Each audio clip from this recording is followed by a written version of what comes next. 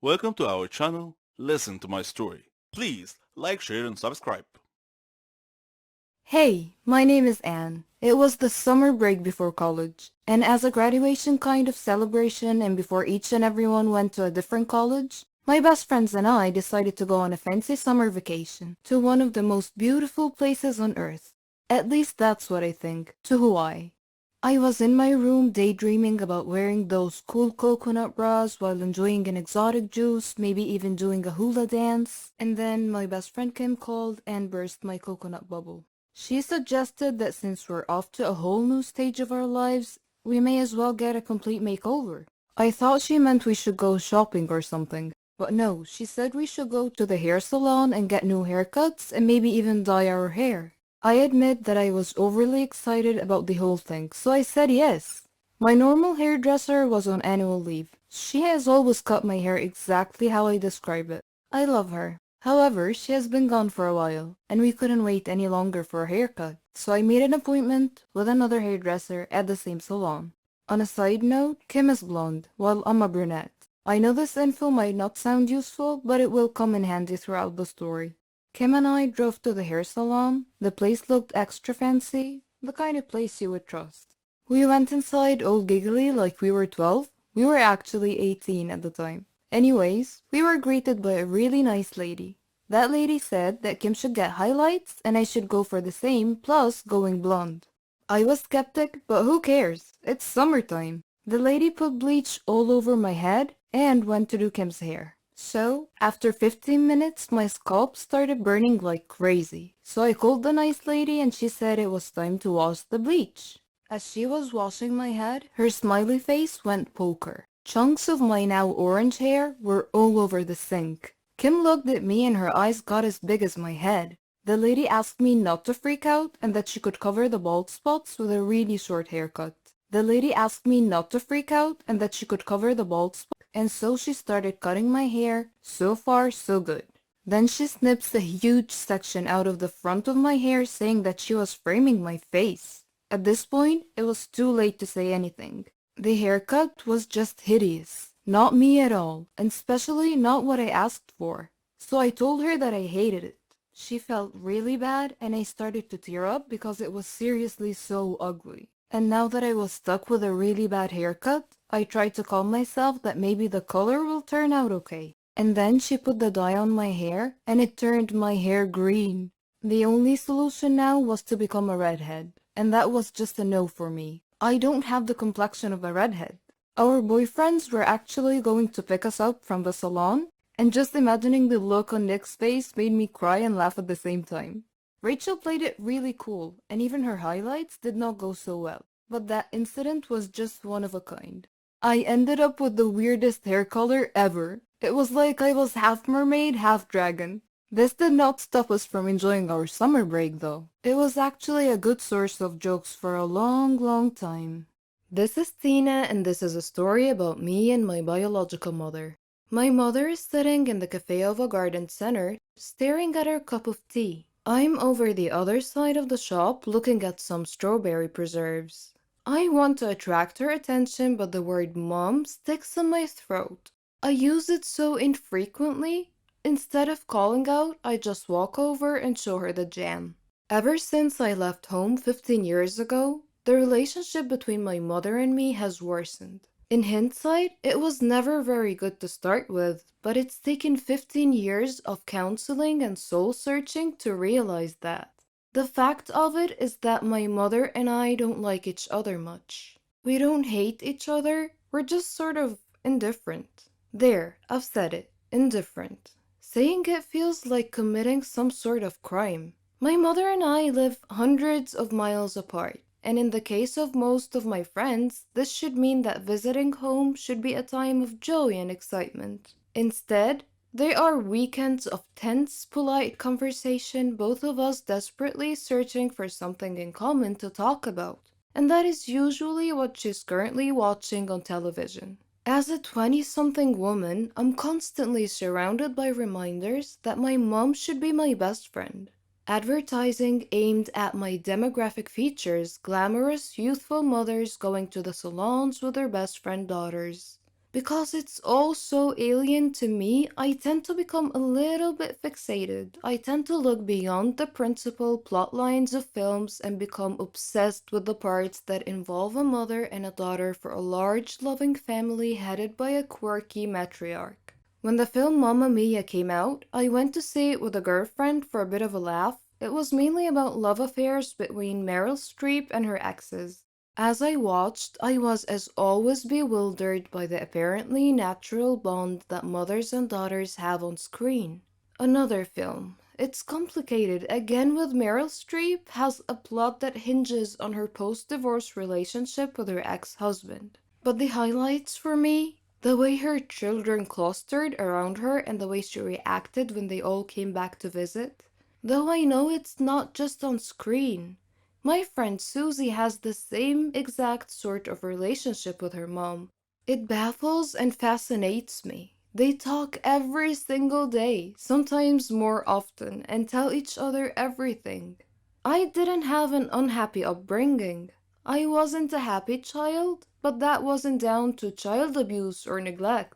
I was well clothed, fed, and I even had ballet lessons. I went to university paid for by my parents, and I knew, and I still know, that there's always somewhere to stay if I need to. But my mother and I never had the sort of closeness I saw in my friends' relationships. They would go shopping or share secrets. They would tell their moms things about their lives. The one time I tried to ask my mother about her teenage years, she told me to mind my own business, and so I did. I grew up minding my own business, and she minded hers. I left home as soon as possible and met my now husband at university, and he quickly stepped into the role of best friend and emotional support giver. I made enduring friendships, most of which I believe to be unconditional. Most of my friends believe me to be a loving and caring individual, and I know I could turn to any one of them in an emergency, and them to me. Yet, I cannot remember the last time my mother and I hugged, even though I hug my friends all the time, and the very thought of it makes me cringe. My mother is the last person I go to in a crisis. She is certainly the last person to whom I would tell a secret or a problem. And if I'm honest, I don't need to anymore, as I have my own friends now. But my lack of a close friendship with her bothers other people a lot. When I say that I don't have a close relationship with her, they ask whether we fight a lot. But no, I don't recall ever having a fight with my mother. That would entail caring enough to bother. I used to go through phases of worrying about it and trying to repair the damage. But all the while, I was aware that I was doing it for other people. I visit infrequently, but I visit. I do it not so I can see her, but if I'm honest, so her neighbors and family can see me visiting. A few years ago, before I realized I didn't care anymore, I called her up and asked whether we could sort it out. Her answer told me everything I needed to know. Sort what out? I stopped bothering from that moment on. Now my principal concern is explaining to people why I don't see her that often. And I feel guilty for not really having a good enough reason. My parents weren't divorced. My father died a few years ago. There has been no huge family dispute. There's no big skeleton in anyone's cupboard, well, not mine anyway. I recently went to see a nurse for a routine appointment, and she asked a host of questions about my mother. Eventually, I had to confess that I didn't know half the answers. She asked whether I could find out. My heart sank as I imagined having to give away a detail of my life, such as why I was going to the nurse to my own mother. Mother's Day is a nightmare. Trying to find a card that doesn't say my mother is my best friend or the best mother in the world or my heroine is not easy, let me tell you. Others try to fix it for me. Why don't you book a spa weekend for your mom? The very thought of my mother agreeing to or enjoying something like that is just laughable. Or they ask, why don't you go for counseling? This would be all well and good. if she would ever condone the idea, but it implies a relationship that needs to be mended. Why does it need to be fixed at all? Were my mother a woman I had met on a train and chatted to for half an hour, she would be one of the last people in the world I would want to talk to for a further half hour. If she wasn't my mother, she would be someone I groaned about having to spend any time with. I simply grew up and discovered that I didn't like my mother as a human being. She's not like me. She's self-obsessed, not interested in others, thoughtless, and incapable of genuine warmth. She has no concept of giving love to receive love, and has never asked me a single meaningful question about my life or career. Some people might feel that I have a duty as a daughter to be there for my mother, that it's down to me to repair our relationship. But because of the way she's raised me, I don't feel there is a relationship to repair. I wish my mother no harm, and if she were in trouble, I would help her like a shot. But I would also be there for any of my neighbors and the old man who swears at people from the bus stop across the road. I don't believe in ghosts, evil spirits, haunted houses, metaphysics, etc. I only believe in science and facts. But sometimes things happen that shred all your beliefs. I want to introduce myself. I'm Lisa. I'm 14 years old. I live with my mom, dad, and grandmother, and they're all very proud of me. I'm the leader of the science club at school, and I've been the perfect student for the past 2 years. My hobbies are reading, watching educational videos, and learning. I like to discuss matters with rational people, not those who believe in myths, aliens, ghosts, and other such nonsense. I personally think these people have mental issues. One morning, my grandmother passed away. I was sad for a long time because I missed her so much. On the day of her funeral, the whole city must have come to say goodbye. While the priests were praying, I noticed something peculiar about one of the graves in the graveyard. After the prayer ended, I approached the grave in question to investigate. There was some weird writing on it. Then, a wispy, transparent, smoky figure appeared out of nowhere. It said to me, "Do not get closer to Donna Median's grave. Beware." I shivered slightly and asked the apparition who Donna was, and it replied. Who was she? She was an evil witch who liked to scare people. She was burned at the stake as a witch, but before her death she swore a curse that if anyone ever approached her grave, her ghost would haunt that person to the day they die. I did not laugh at the apparition's warning. Instead, I turned and returned home, thinking about what had happened. On a sudden defiant impulse, I decided to visit that grave that night to see for myself if the curse was real. I took my dad's flashlight and wore a raincoat. It was pitch black outside. The place was horribly unsettling at night, but I wasn't worried at all. It's not like it was real, right? I entered the gate to the sound of howling dogs and meowing cats. My blood ran cold, and a sudden chill ran through me. I turned on the flashlight and began searching for the grave. My hands were trembling so badly I dropped the flashlight several times. Sometimes I would step on something crunchy, and I would shine the light downward, only to see that I had stepped on an insect. Sometimes I'd see a cat here and there. Then suddenly, I heard an eerie sound close by. I froze, not daring to move. Slowly, I pointed my light towards the sound, and gasped as my light illuminated a dark, shadowy figure. It was about my height, and dressed all in black. I spun around and fled as rapidly as my faithful feet could carry me. I dove into bed, but I didn't sleep at all that night. I even left the lights on. The next day, when I woke up, I asked my dad if graveyards had ghosts, and he wondered why I would ask such a question. I was embarrassed and laughed to hide my fear. I told him that I was just curious. That was all. Dad looked at me suspiciously, but continued. I've heard stories, he said, that some people have seen a ghost of a girl from time to time beside Donna Median's grave. I felt my heart sink, and I asked slowly, "Is she about my height and dressed in black?" He replied, "Yes, that's how I've heard the ghost described." "How in the world did you know that?" I looked down casually and answered, "Oh, I read an article about it on the internet last night." My head hurt just thinking about this ghost thing. I made up my mind to prove or disprove it once and for all. I called my friend Laura and persuaded her to come with me to the grave. The following night, we met at the stroke of midnight at the entrance to the graveyard. Laura was shaking and constantly casting glances right and left. The weather was rainy and gloomy. The ground was muddy, and cats were meowing everywhere. It would have made the perfect setting for a supernatural horror movie. While we were looking for Donna's grave, flying bats would occasionally startle Laura, causing her to scream alarmed. As we approached Donna's grave, we suddenly heard a sound behind us. We both turned around at the same time and screamed. A ghost was glaring at us.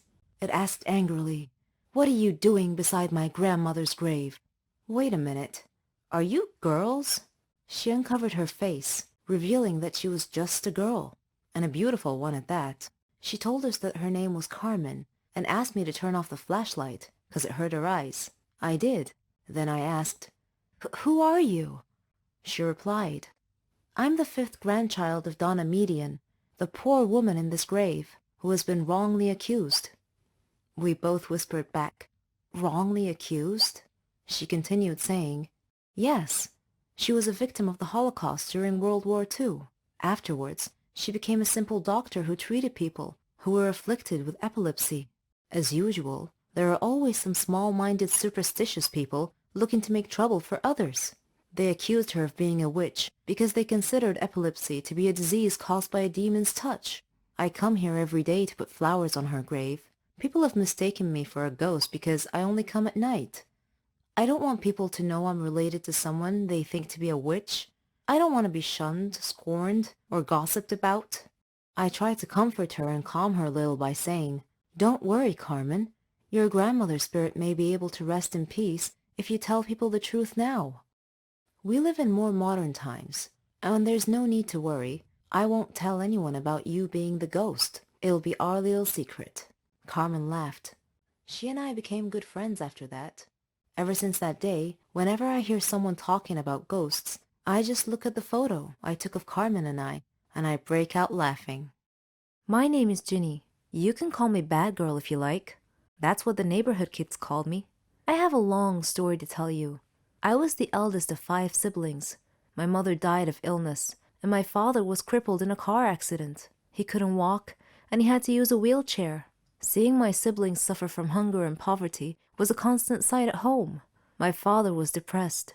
Our neighbors helped us a lot, but I was constantly worried what would happen if they ever stopped, so I decided to try and find a job. I knew it wouldn't be easy because I was only 15. Who'd want to hire a 15-year-old? Though I was apprehensive and lacking confidence, I made up my mind to get a job. I went to many places: clothing shops, flower shops, grocery stores. The answer was the same: "We're not hiring at the moment." One day, feeling down, I was walking aimlessly with no destination in mind, when suddenly I found myself near a hospital. On an impulse, I entered. I saw a nurse, but she seemed too gloomy to talk, so I looked around and found another nurse who looked a bit kinder. She noticed me and asked if I needed any help. I told her that I was looking for a job. Any job. I'd even mop and clean. She felt sympathy for me and told me not to worry. Then she went into the manager's office. I was worried. Was I in trouble? A minute later, she called me in to meet the manager. He seemed very kind, and he quietly asked for my name. I told him it was Ginny. He told me that Martha, the kind nurse who was helping me, told him that I was looking for any job available. He said he had a job for me, but he was concerned that it might be a problem. I felt a pang of fear and asked what the problem was. He said that I would have to work night shifts. That was it? I felt so relieved. I immediately agreed, and he said that he liked my enthusiasm and that I could start tomorrow. I was so happy. I returned home quickly, hugged my siblings, and kissed my father's hands. I told them everything about my new job. My father looked at me sadly and said that I was too young to have to bear this responsibility. I told him that it was okay and that I could deal with it. When I went to work at the hospital every night, there was a gang of young kids who were always loitering around the neighborhood. I hoped they wouldn't bother me, but my hopes were in vain. They made fun of me every time I passed them. I never told my family about this, though. I began work as a cleaning lady, but due to my diligence and intelligence, I was able to learn a little bit about nursing. So, I was able to get promoted, first to nursing assistant, then to a nurse. My colleagues supported me a lot. Everything was almost perfect, except for the neighborhood gang that was always bothering me and calling me Ginny the bad girl. I wished they would just go away and leave me alone. Then, one day, a miracle happened. While I was working at the hospital, the neighborhood bullies came in, carrying their leader. He was badly injured. His whole body was covered in blood. They were shouting for someone to help them, and when they saw me, they pleaded with me to save him. I worked quickly with the other staff. His condition was serious. He had been in a terrible motorcycle accident. The staff and I worked feverishly to stabilize his condition and treat him. After stabilizing him, I was exhausted. Suddenly, I felt someone coming close. It was the gang. They apologized for making fun of me and asked me to forgive them. They said they didn't know that I worked at a hospital. I smiled and told them it was okay and that I considered them to be my brothers and sisters. Another nurse went to them and told them that their friend was okay now. I was so happy that my problem was solved. They called me over to talk to their leader. He had tears in his eyes and told me that he was so sorry and asked me to forgive him. He was so sincere that I was moved. I gently asked him to be quiet and get some rest. As I was walking away, he called me and thanked me again. After that incident, the manager called me in and praised me for saving the patient's life that day. I was still a long way from achieving my dreams, but I had a good head start, and the neighborhood gang began calling me the Mercy Angel. I adore my family. I adore our get-togethers, our joking around, our meals, everything. I can't imagine my life without them, but one day I almost killed them all. No, I'm not insane, I assure you, so don't worry. I'll tell you what happened. My name is Ginger. I'm 18 years old. As you can see, I'm wearing an apron. This is because I love to cook. I like all things kitchen related. My happiest moments are when I see my family eating a meal together. I always cook for them. They enjoy it too, and they support me. They let me try different dishes from different countries. I like to listen to their opinions about my cooking skills. I'm also addicted to cooking programs. One day, my cousin Charlotte came to visit before Thanksgiving Day. She likes to dress all in black, and today was no exception. For some reason, she had called me earlier and asked me if I had ever heard of Thanksgiving Day curse. I said no, of course, so she told me that the curse applied to large families who ate a big meal together on Thanksgiving. The curse was the result of an evil spirit named 𝑵𝑬𝑾, who would possess the cook's body in some family's household and poison the whole family. She said that 𝑵𝑬𝑾 used to be a housewife who was a great cook and who loved her family, and yet she poisoned them all during Thanksgiving meal. She watched them die one by one, and then she killed herself as the grand finale.